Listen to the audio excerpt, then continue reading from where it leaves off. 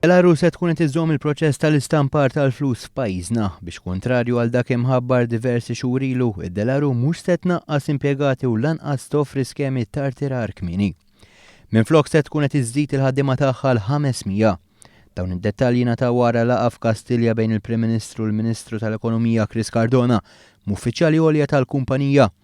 Il-kap tal-operat tad-delaru Rupert Middleton tkellem dwar id-deċiżjoni tal-kumpanija. Well, I'm absolutely delighted to announce that we are continuing production of banknotes in Malta. This is due to strong demand in the market and a good performance. I'm grateful to many people who've helped us come to this decision. Malta Enterprise have been unstinting in their support, and the General Workers' Union have cooperated greatly. But above all, I want to thank and congratulate the members of staff in the factory whose performance has been a very important factor in saying that this is a banknote printing line that we want to continue in the future. Il-kumpanija bħalissa tinsab għaddejja bil-bini ta' ċentru ta' eccellenza b'investiment ta' 33 miljun euro.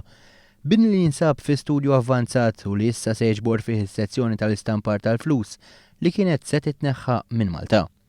F'Kastilja kien spjegat li b'din id-deċiżjoni l-kumpanija se tibda tħaddem 500 persuna minflok l-440 ta' bħalissa. Xi ħaġa li fi kliem il-Prim Ministru waslet wara diskussjonijiet twal. We were all saddened with the news that Delaru would be winding up its currency operations over here.